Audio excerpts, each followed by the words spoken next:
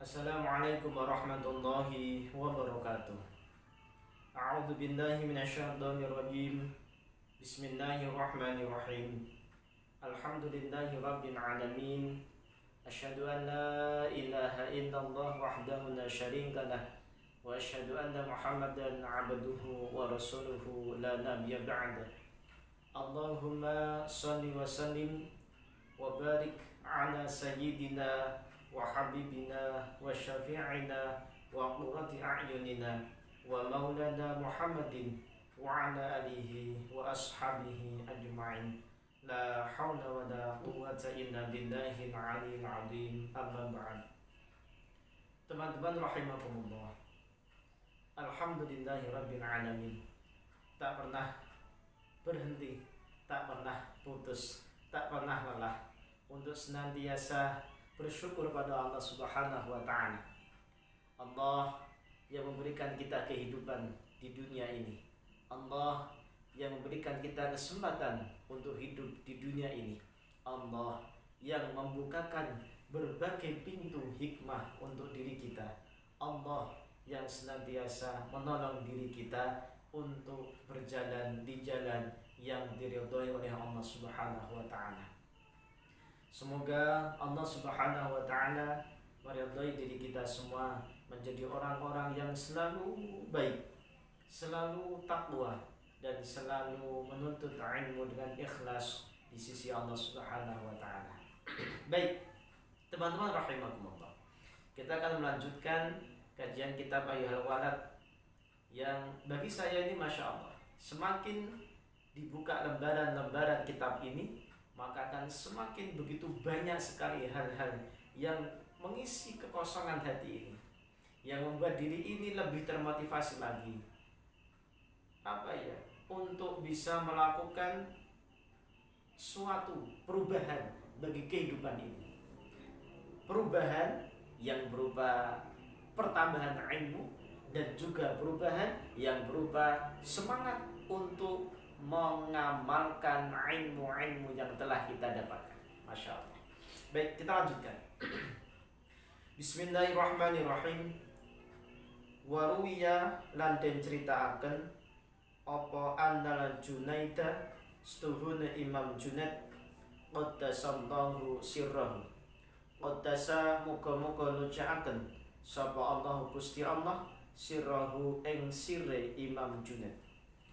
Ru'ya iku ru'ya dan ceritaaken sapa Imam Junaid fil manami ing dalam turu ba'da mautihi ing dalam sakwuse kapundhute Imam Junaid. Jadi ada seseorang yang bermimpi tentang Imam Al-Junaid Al-Baghdadi setelah beliau Imam Al-Junaid Al-Baghdadi itu meninggal dunia. Jadi setelah meninggal dunia ternyata ada seseorang yang bermimpi tentang beliau. Faqila mongko den utaraaken lahu marang Imam Junaid iku ma punapa al khabaru utawi khabare ya Abul Qasim, he Abul Qasim. Qala dawuh Imam Junaid tohat rusak tilkal ibaratu. Apa tilkal ibaratu? Mengkono ibarat wafaniyat lan sirno wafaniyat lan sirno apa tilkal isyaratu mengkono pira-pira isyarah wa ma lan ora manfaati wa ma nafa'ana lan ora manfaati ing ingsun illa rukai'atun apa angin apa pira-pira rakaat cilik. Saya ulangi, wa ma nafa'ana lan ora manfaati ing ingsun illa rukai'atun angin apa pira-pira rakaat cilik. Roka'na kang salat ingsun ing rakaat roka'na ha kang salat ingsun ing rakaat fi jawfil lail ing dalam tengah wengi. Masya Allah. Mohon maaf tidak lancar. Baik, teman-teman rahimakumullah. Mimpi ini ternyata mempunyai pelajaran yang berharga sekali untuk diri kita. Saya tidak akan membicarakan atau memperdebatkan bahwa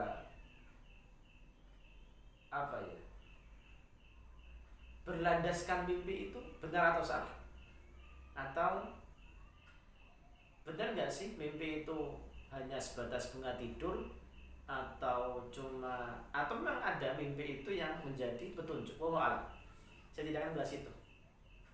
Tapi di kisah ini tentang mimpi ini memberikan banyak sekali pelajaran untuk kita. Yang bisa kita ambil beberapa di antaranya adalah, lihat ini. Seseorang itu bermimpi tentang Imam Junaid, ya. Ini imam yang luhur, luar biasa, mempunyai hati yang bersih, tutur yang lembut, bijaksana, ahli tasawuf dan sebagainya. Tetapi saat ditanya terhadap Imam Junaid al-Baghdadi, bagaimana kabar imam setelah meninggal dunia? Apa jawab Imam Junaid? Masya Allah. Imam Junaid menjawab, ya Allah, rusak seluruh ibarat-ibarat yang diucapkan oleh Imam Junaid, dan juga sirna, isyarah-isyarah yang Imam Junaid utarakan dalam setiap harinya, kecuali yaitu 2 rakaat atau solat yang dilakukan di tengah malam. Masya Allah. Baik, sekali berimam Junaid saja mengatakan hal yang demikian. Beliau alim, dekat pada Allah, ucapannya indah, tidak ada yang pernah menyakiti hati orang lain dalam mengucapkan sesuatu. Imam Junaid hatinya bersih. Beliau masih mengatakan setiap ucapan beliau, ibarat-ibarat yang beliau katakan saat menasihati orang lain, itu dirasa oleh beliau rusak, dirasa oleh beliau tidak ada manfaatnya, sirna. Masya Allah. Apalagi diri kita, yang kita gak punya apa-apa. Alim ya tidak, punya ilmu banyak ya kurang, hati bersih ya tidak, pikiran kotor iya. Masya Allah. Sekali Imam Junaid mengatakan hal yang seperti itu. Bagaimana diri kita yang setiap hari dengan bangganya dan bahkan kesombongan dalam diri kita mengucapkan begitu banyak hal kepada orang lain, seakan-akan kita yang paling benar, kita yang paling bagus nasihatnya. Kita menasihati orang sana sini, kita menyalahkan orang lain dengan pemahaman kita sendiri. Masya Allah. Betapa diri ini itu terlalu banyak hal yang disombongkan oleh diri kita masing-masing. Ya Allah, ini Imam Junaid memberikan pengajaran yang luar biasa bagi kita semua, diri ini pribadi dan siapapun yang mendengarkan video ini. Maka kita harus berhati-hati mulai untuk menata ucapan-ucapan kita kepada orang lain, mulai menata bagaimana perkataan kita kepada orang lain. Apalagi kita seorang pendakwah di jalan Allah Subhanahu wa Ta'ala. Kita sering menyampaikan agama kepada orang lain, kita sering menyampaikan ilmu kepada orang lain. Ini menjadi tamparan yang keras bagi diri kita untuk bisa memperbaiki setiap ucapan kita kepada orang lain. Jangan sampai setiap ucapan ini seakan-akan membenarkan diri kita dan menyalahkan orang lain. Ya Allah, ini yang berat. Tugas kita masing-masing sebagai manusia, setiap manusia, apalagi kita diberi oleh Allah karunia lisan. Baik, itu yang pertama, pelajaran yang luar biasa. Kemudian setelah itu Imam Al-Junaid illa rukai'atun, dan seterusnya sampai selesai. Itu menandakan apa? Satu hal yang saya tangkap adalah ini adalah amal beliau yang didasari dengan ilmu dan dilaksanakan dengan ikhlas. Walaupun sedikit ikhlas dasari dengan ilmu dikerjakan dengan istiqomah, diterima oleh Allah Subhanahu wa taala. Ini menunjukkan sesuatu yang kecil itu belum tentu tidak ada gunanya. Tetapi sesuatu yang kecil, sesuatu yang sedikit ternyata ada manfaat yang luar biasa yang kita tidak tahu. Baik, sekarang kita bayangkan berapa banyak amal ibadah kita kepada Allah Subhanahu wa taala. Di antara amal ibadah yang sedang kita koreksi dan sudah kita lakukan, di antara itu semua, manakah yang benar-benar diterima oleh Allah Subhanahu wa taala, yang benar-benar ikhlas dari hati kita kepada Allah Subhanahu wa taala, yang benar-benar menunjukkan kecintaan kita kepada Allah Subhanahu wa taala. Ya Allah. Sedangkan bayangkan berapa banyaknya maksiat yang kita lakukan di hadapan Allah Subhanahu wa taala. Apakah terhitung maksiat kita kepada Allah Subhanahu wa taala? Maka tidak ada jalan lain selain minta ampun pada Allah Subhanahu wa taala. Memohon, benar-benar mohon pada Allah Subhanahu wa taala agar hati ini dibersihkan oleh Allah Subhanahu wa taala, agar diri ini dibersihkan dari segala dosa-dosa. Hati-hati ya Allah, agar bisa hati-hati dalam berjalan menapaki kehidupan di dunia ini.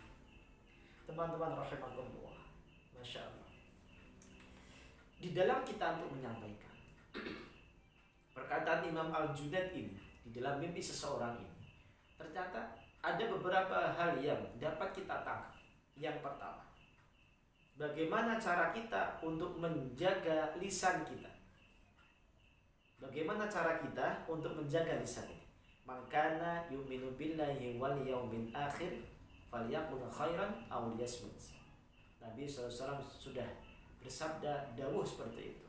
Barang siapa yang beriman kepada Allah dan juga hari akhir, maka berkatalah yang baik atau diam. Ini tentang menjaga lisan kita. Menjaga lisan kita. Sekali lagi, semua orang mengutarakan ibarat-ibarat tentang kehidupan ini, kata-kata bijak, kata-kata yang penuh dengan sajak, itu gampang.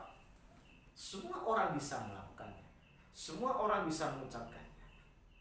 Tetapi terkadang kita terlupa apakah itu bermanfaat atau tidak. Ucapan itu, terkadang kita lupa apakah ucapan itu bernilai ibadah, bernilai kebaikan, ataukah malah menggiring seseorang untuk menuju kepada kemaksiatan. Ya Allah. Padahal ini ya Allah, lisan kita itu yang paling gampang bergerak. Daging kita yang paling gampang bergerak adalah lisan, di dalamnya ada lidah. Itu yang paling gampang. Apa ya? Ibarat sepeda motor, ngerem itu. Ngerem lisan itu, Masya Allah, sangat susah.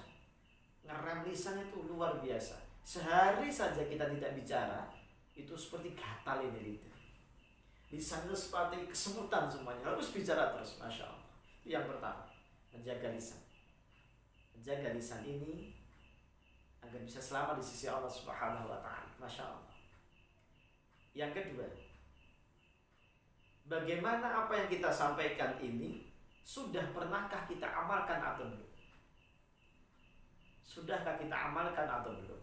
Atau kita hanya sekedar menyampaikan sampai lupa sendiri untuk mengamalkan apa yang kita sampaikan. Ya Allah, ini pertanggungjawaban yang luar biasa di sisi Allah Subhanahu wa taala. Kemudian yang ketiga adalah, apakah sudah saat kita berbicara itu kita pertimbangkan dengan dua hal. Kita pertimbangkan dengan dua hal.